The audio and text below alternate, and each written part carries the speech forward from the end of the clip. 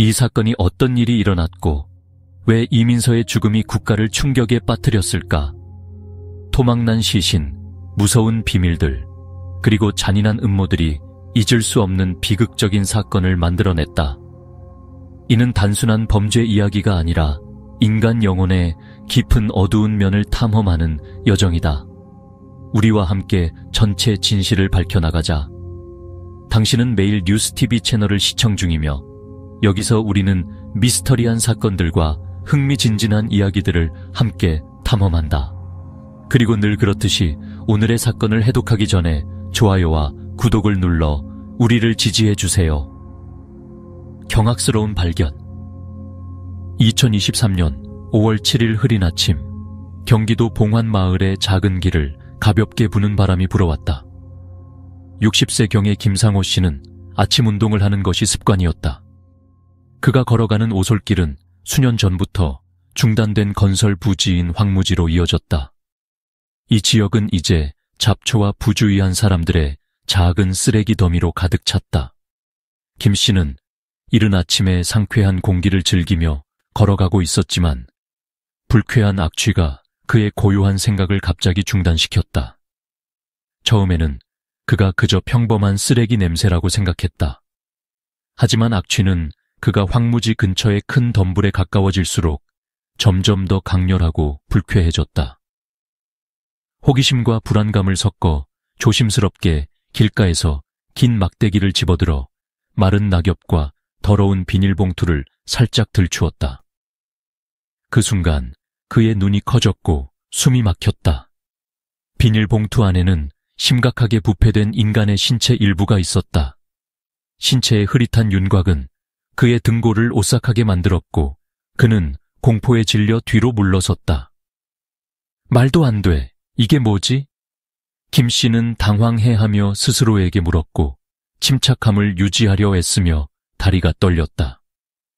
몇 초 후 그는 몸을 돌려 주거지 방향으로 뛰기 시작했고 숨을 헐떡이며 도움을 요청하는 소리를 질렀다. 김 씨의 목소리를 듣자 많은 마을 사람들이 몰려들었습니다. 눈앞의 끔찍한 광경을 보고 모두의 표정이 변했습니다. 사건의 기이함에 대해 잠시 수군거리다가 한 젊은이가 제안했습니다. 우리는 당장 경찰에 신고해야 해요. 아무도 현장을 건드리면 안 됩니다. 차에 1시간도 되지 않아 작은 마을길에 경찰차 사이렌 소리가 울려 퍼졌습니다. 경기도 수사팀은 박현우 팀장의 지휘 아래 신속하게 현장에 도착했습니다. 오랜 경력으로 심각한 사건을 해결해온 박 팀장은 즉시 현장을 봉쇄하라고 명령했습니다. 모두 질서를 유지하세요. 더 이상 가까이 오지 마십시오. 우리가 처리하겠습니다. 그는 근처에 모인 군중에게 침착하지만 권위 있는 목소리로 말했습니다. 한편 법의학 요원들은 현장 조사를 시작했습니다.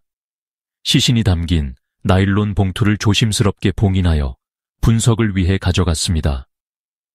주변 지역에서 수사팀은 계속해서 특이한 증거나 단서를 찾으며 평화로운 봉황 마을에 숨겨진 더 큰 미스터리로 이어질 수사의 토대를 마련했습니다. 섬뜩한 현장. 버려진 토지 지역에서 경찰은 첫 번째 시신 조각이 담긴 비닐봉지를 발견할 뿐만 아니라 다른 여러 위치에 흩어져 있는 추가 시신 조각들도 발견했다. 일부는 야생동물에 의해 찢겨져 있어 몸에 끔찍한 상처를 드러냈다. 시신 조각들은 세심하게 절단된 흔적이 있어 범죄자가 날카로운 도구를 사용하고 시신을 은폐하는 데 뛰어난 기술을 가졌음을 나타냈다. 박 반장, 여기에 또 다른 봉지가 있어요. 법의학 요원이 무성한 잡초에서 새로운 비닐봉지를 들어올리며 손을 흔들었다. 봉지 안에는 부패가 상당히 진행된 시신 조각이 있어 이 사건이 여러 날 전에 발생했음을 확실히 했다. 수사팀은 즉시 수색 범위를 확대했다. 일부 말라붙은 피 흔적들이 근처의 빈 땅으로 이어졌고 이는 아마도 시신 조각들이 옮겨지기 전 원래 범죄 현장일 것으로 추정됐다. 박 반장은 즉시 전체 지역을 봉쇄하고 모든 의심스러운 흔적에서 법의학적 증거를 수집하도록 지시했다. 현장의 가방 배치와 이동 흔적으로 볼 때 이건 꼼꼼하게 계획된 살인 사건인 것 같아요. 여기엔 우연이란 건 없어. 박 반장이 심각한 어조로 부하 직원에게 말했다. 시신 조각들을 검안 센터로 가져와 맞춰보니 피해자의 윤곽이 점차 드러났다. 법의학 전문가들은 사망한 피해자가 35세 정도의 여성임을 확인했다. 부패 정도와 주변 흔적으로 보아 사망 시점은 최소 일주일 전으로 추정된다. 반장님, 우리가 지금 당장 피해자의 신원을 철저히 조사해야 할 것 같습니다. 이 사건은 단순한 살인 사건이 아닙니다. 이렇게 치밀하게 시신을 은폐한 걸 보면 범인이 매우 신중하게 계획했음을 알 수 있어요. 한 수사팀원이 말했다.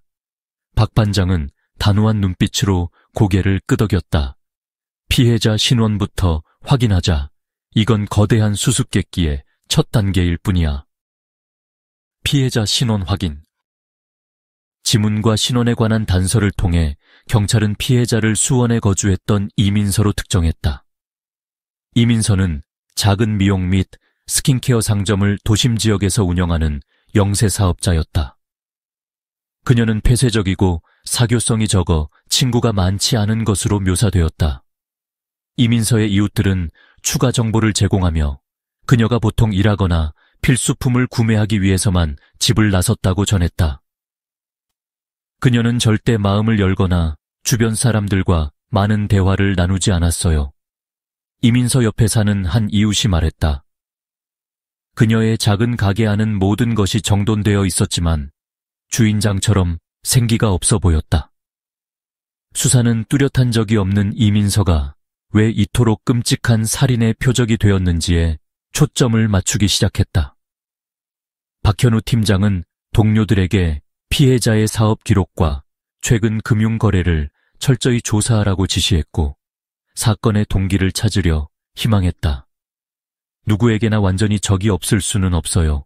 아마도 그녀는 자신이 오랫동안 누군가의 관심 대상이었다는 걸 알아차리지 못했을 겁니다. 박 팀장은 차분하지만 함축적인 어조로 말했다. 과거에는 많은 미스터리가 있다. 조사관들은 에리 민서가 이전에 서울 강남 지역의 한 대형 부동산 회사에서 재능 있는 직원이었음을 발견했다. 근무 기간 동안 그녀는 대규모 프로젝트에 참여했으며 능력을 높이 평가받았다. 그러나 2015년 명확한 이유 없이 그녀가 해고된 예기치 못한 사건이 발생했다. 근로기록에 따르면 이 해고 결정은 업무 성과와 무관하며 구체적으로 밝혀지지 않은 개인적인 문제로 인한 것이었다. 직장을 잃은 후 리 민서는 고향으로 돌아가 만성 질환으로 지속적인 간병이 필요한 노모를 돌보기 시작했다. 이 사건은 그녀의 인생에 큰 변화의 전환점이 되었다. 한때 역동적인 도시에서 일하던 그녀는 이제 폐쇄적이 되어 이전 동료들과 거의 모든 연락을 끊었다. 그러나 재정조사를 통해 조사관들은 이 기간 동안 그녀의 계좌에 그녀가 신고한 소득과 일치하지 않는 의심스러운 대규모 송금이 있었음을 발견했다. 모호한 관계들. 경찰이 에리 민서의 관계를 더 깊이 조사한 결과 그녀가 건설 분야의 유명한 사업가인 초이진 휴크라는 부유한 남자와 이전에 연인 관계였다는 사실을 발견했다. 이 관계는 그녀가 인생의 변곡점을 겪은 후 2018년경에 시작된 것으로 알려졌다. 초이진 휴크는 일부 정보에 따르면 재정적으로 그녀를 지원하는 멘토 역할을 했지만 동시에 그녀의 삶을 강력하게 통제하는 징후도 보였다. 수원의 주민들은 초이진 휴크가 밤에 리 민서의 집에 방문했으며 항상 자신의 신원을 숨겼다고 증언했다. 몇몇 주민들은 그가 방문할 때마다 자신의 존재를 누구에게도 알리지 말라고 요구했다고 기억했다. 그들은 돈과 개인적인 문제를 둘러싸고 자주 다투었다는 소문도 있었다. 이는 경찰로 하여금 그의 역할에 대해 의심하게 만들었고 결국 그들 사이의 관계에 더욱 집중하게 되었다. 가족과 그 숨겨진 면들. 피해자의 가족 역시 매우 복잡했다. 리 민서는 항상 형제와 친밀하지 않은 모습을 보였지만 주변 이웃들은 김 지호운이 돈이 필요할 때마다 그녀의 집에 나타나는 모습을 자주 목격했다. 그는 항상 짜증난 상태였고 민서가 대출을 거절하면 큰 소리로 소리를 질렀어요. 한 이웃이 회고했다. 주변 사람들은 리 민서를 자선적인 사람으로 묘사했는데 자신이 그다지 부유하지 않음에도 불구하고 항상 가족을 돕곤 했다. 그러나 놀랍게도 살인사건 직전 주의 몇몇 목격자들은 김 지호운이 그녀의 집 현관에서 동생과 격렬하게 말다툼을 하는 것을 분명히 기억했다. 민서가 뭔가 이렇게 말했어요. 당장 멈춰야 해. 더 이상 당신을 도울 수 없어. 그리고는 쾅 문을 닫았죠. 김 지호운은 밖에 서서 화가 나서 작은 돌을 창문에 던진 뒤 떠났습니다. 리중숙 할머니가 상세히 말했다. 김지훈에 대해 추가 조사한 결과 경찰은 그가 여러 채권자에게 빚을 지고 있을 뿐만 아니라 지역 깡패들로부터 협박을 받기도 했다는 사실을 발견했다. 기록에 따르면 그는 수원의 고리대금업자 집단과 연관되어 있었고 자주 피신해야 했으며 여러 곳에서 임시로 생활했다. 이러한 상황으로 인해 김지호운의 행적을 추적하는 것은 더욱 어려워졌다. 한편 리 민서의 어머니인 김큐해 역시 경찰 조사를 받았다. 큐해 여사는 큰아들을 보호하려 애썼지만 눈빛에서 걱정이 가려지지 않았다. 지호운은 좋은 아이였어요. 그저 잘못된 길로 들어섰을 뿐이에요. 그녀는 떨리는 목소리로 인정했다. 이러한 진술은 단순히 리 민서의 복잡한 가족사를 보여줄 뿐만 아니라 의심과 잠재적 동기로 가득 찬 그림을 암시했다. 가족과 그 숨겨진 면들, 피해자의 가족 역시 매우 복잡했다. 리 민서는 항상 형제와 친밀하지 않은 모습을 보였지만 주변 이웃들은 김지호운이 돈이 필요할 때마다 그녀의 집에 나타나는 모습을 자주 목격했다. 그는 항상 짜증난 상태였고 민서가 대출을 거절하면 큰 소리로 소리를 질렀어요. 한 이웃이 회고했다. 주변 사람들은 리 민서를 자선적인 사람으로 묘사했는데 자신이 그다지 부유하지 않음에도 불구하고 항상 가족을 돕곤 했다. 그러나 놀랍게도 살인사건 직전 주에 몇몇 목격자들은 김지호운이 그녀의 집 현관에서 동생과 격렬하게 말다툼을 하는 것을 분명히 기억했다. 민서가 뭔가 이렇게 말했어요. 당장 멈춰야 해. 더 이상 당신을 도울 수 없어. 그리고는 쾅문을 닫았죠. 김지호운은 밖에 서서 화가 나서 작은 돌을 창문에 던진 뒤 떠났습니다. 리중숙 할머니가 상세히 말했다. 김지훈에 대해 추가 조사한 결과 경찰은 그가 여러 채권자에게 빚을 지고 있을 뿐만 아니라 지역 깡패들로부터 협박을 받기도 했다는 사실을 발견했다. 기록에 따르면 그는 수원의 고리대금업자 집단과 연관되어 있었고 자주 피신해야 했으며 여러 곳에서 임시로 생활했다. 이러한 상황으로 인해 김지호운의 행적을 추적하는 것은 더욱 어려워졌다. 한편 리 민서의 어머니인 김큐해 역시 경찰 조사를 받았다. 큐해의 여사는 큰 아들을 보호하려 애썼지만 눈빛에서 걱정이 가려지지 않았다. 지호는 좋은 아이였어요. 그저 잘못된 길로 들어섰을 뿐이에요. 그녀는 떨리는 목소리로 인정했다. 이러한 진술은 단순히 리 민서의 복잡한 가족사를 보여줄 뿐만 아니라 의심과 잠재적 동기로 가득 찬 그림을 암시했다. 운명의 타임라인. 보안 카메라를 통해 경찰은 2023년 5월 5일 밤 리 민서가 집을 떠나는 모습을 포착했다. 그녀는 평범한 옷을 입고 작은 가방을 들고 있었으며 짧은 여행이나 누군가를 만나러 가는 듯 했다. 잠시 걸어간 후 그녀는 자신의 집 근처에 주차된 검은 차에 탑승했다. 주목할 만한 점은 차주가 직접 그녀를 마중 나오지 않고 차 안에서 기다리고 있었다는 것으로 이 만남이 완전히 자연스럽지 않다는 의심을 불러일으켰다.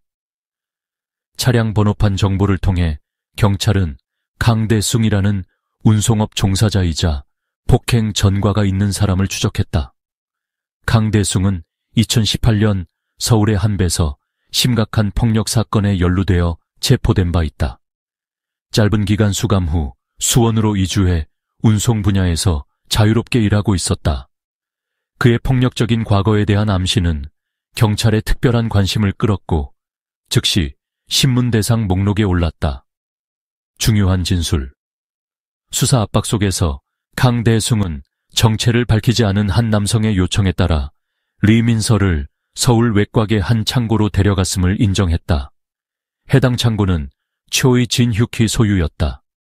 강은 이 장소에 도착했을 때 리민서가 매우 불안해하며 창고 안에서 기다리는 사람에 대해 여러 차례 물었다고 기억했다.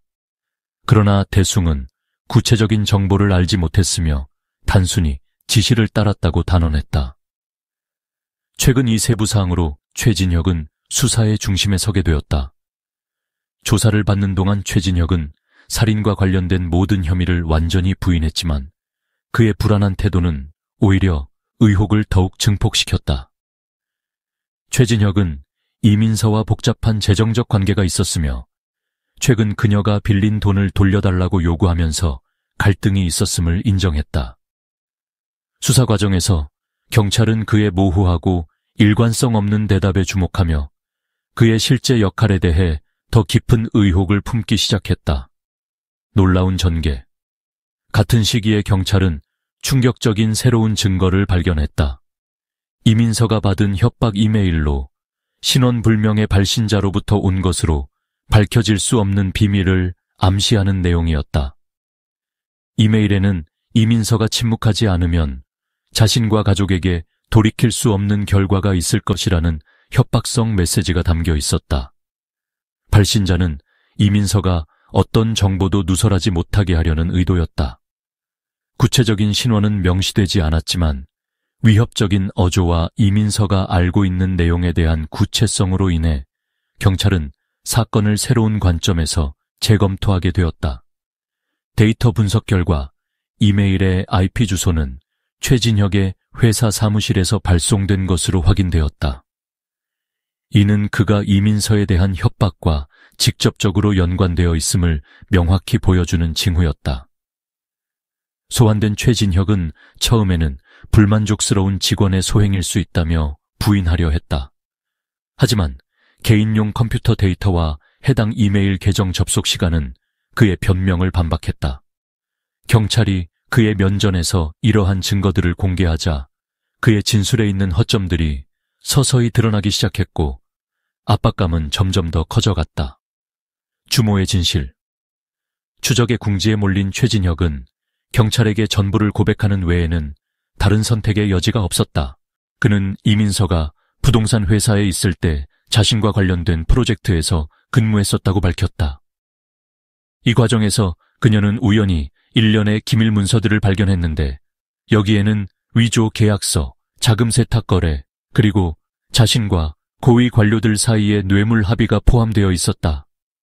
이 문서들이 드러나면 그의 경력이 완전히 무너질 뿐만 아니라 심각한 징역형까지 받을 수 있었다. 바로 이런 이유로 이민서가 자신 보호를 위한 절대 트럼프 카드로 이 문서들을 보관하고 있다는 소식을 듣고 그는 두려움을 느끼기 시작했다.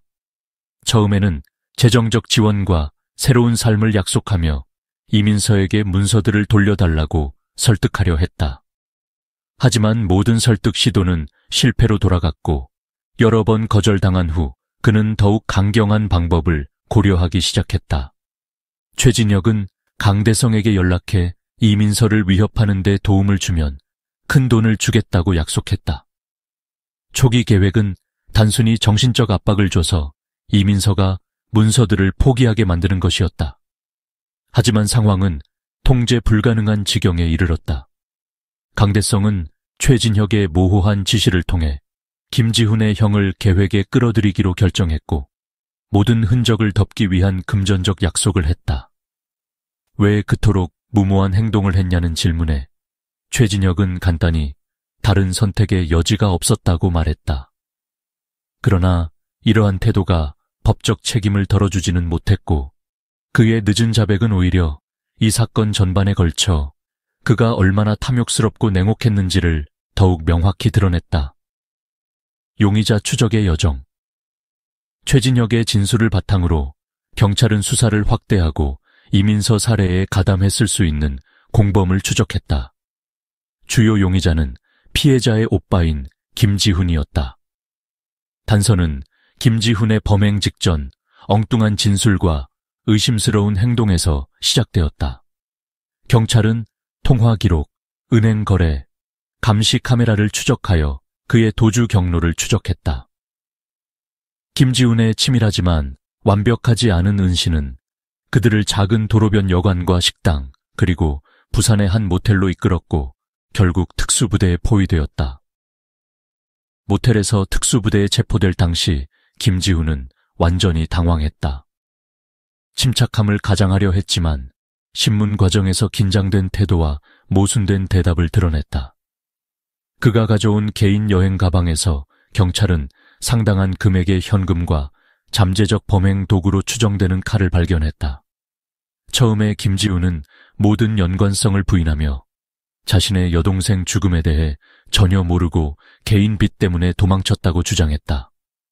하지만 한 신체 부위에서 발견된 DNA 흔적과 강대성과 주고받은 복구된 메시지 등 확보된 증거들로 인해 결국 사건에서의 자신의 실제 역할을 인정할 수밖에 없었다. 진짜 이유. 김지훈은 최진혁에게 매수되어 자신의 여동생의 목숨을 앗아갔다고 밝혔다. 그가 참여한 이유는 단순히 돈 때문만이 아니라 이민서와의 오랜 개인적 갈등 때문이었다. 어릴 때부터 가족과 이웃들 사이에서 이민서는 언제나 완벽한 딸로 순하면서도 뛰어난 존재였다. 이는 형제로서의 김지훈이 자신이 가려지고 관심받지 못한다고 느끼게 만들었다. 김지훈은 여동생의 놀라운 성공에 압박감을 느꼈다. 학업, 직장, 인간관계 모든 면에서 그의 여동생은 성공적이었다. 이러한 질투는 그가 인생에서 여러 번 실패를 겪으면서 점점 증오로 변해갔다. 더욱이 이민서와 그들의 어머니 사이의 친밀한 관계로 인해 김지훈은 자신의 가족 안에서조차 버림받은 느낌을 점점 더 깊이 느꼈다.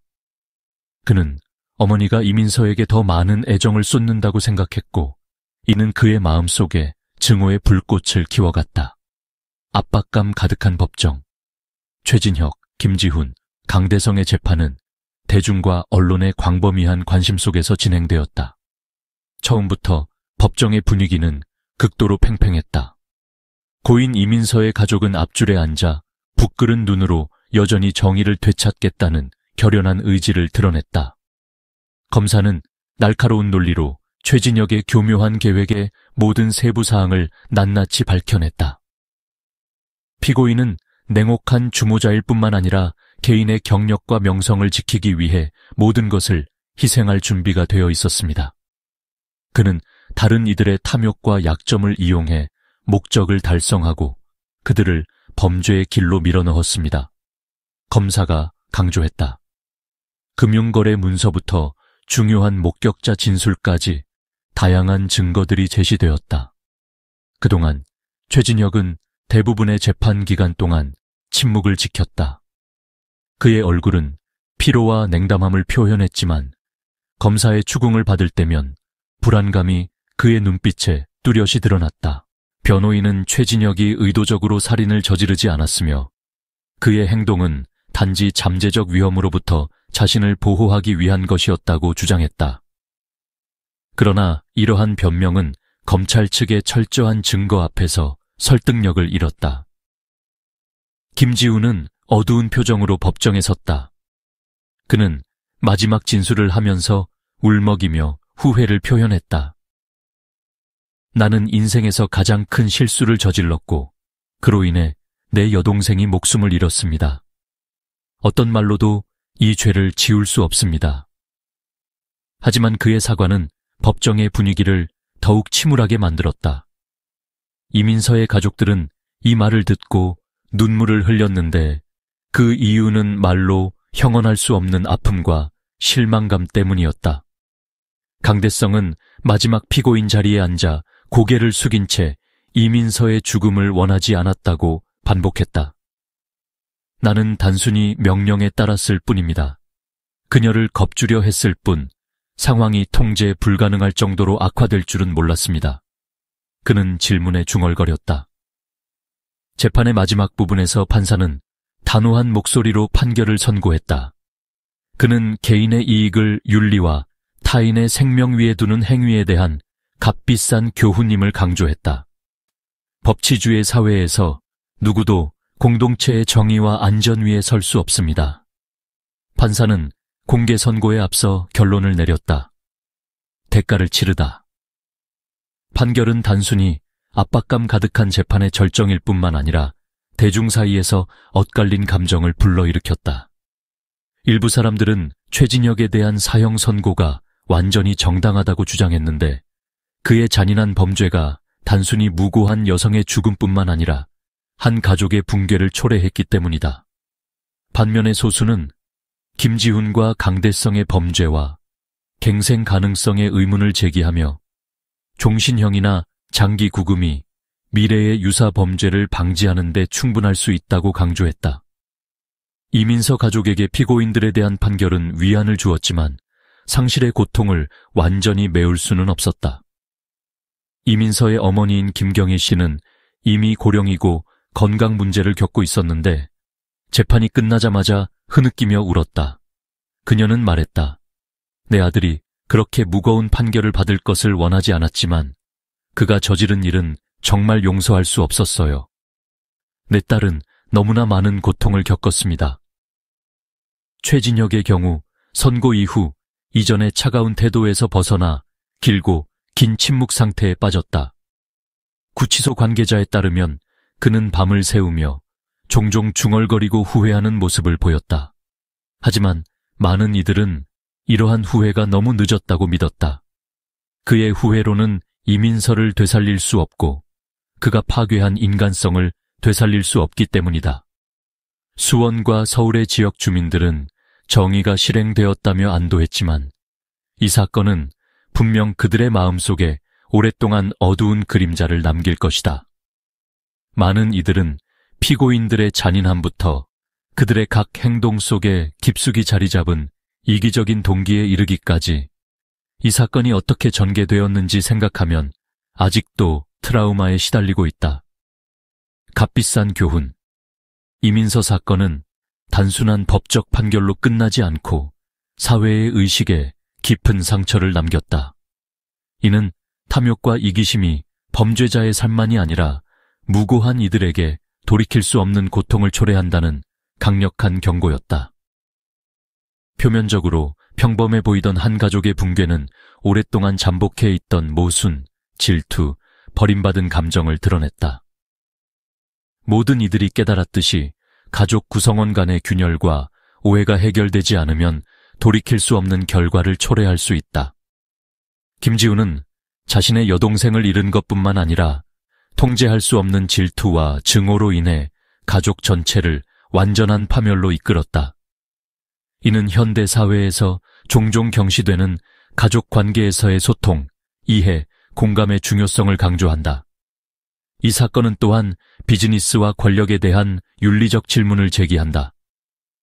한때 성공적이고 야심찬 최진혁은 개인의 이익을 윤리보다 앞세워 이민서의 삶을 해치는 것은 물론 자신의 명성과 경력을 완전히 파괴했다. 이는 장기적 결과를 고려하지 않고 다른 이들을 이용하거나 수단을 가리지 않고 목표를 달성하려는 이들을 위한 경각심 어린 교훈이다. 결국 이 사건은 사회가 윤리적 가치와 개인의 책임을 제고하는 중심점이 되었다. 이는 작든 크든 모든 행동이 타인과 사회에 영향을 미친다는 것을 상기시킨다. 모든 사람이 서로를 존중하고 책임감 있게 살아갈 때에만 우리는 유사한 비극이 반복되는 것을 막을 수 있다.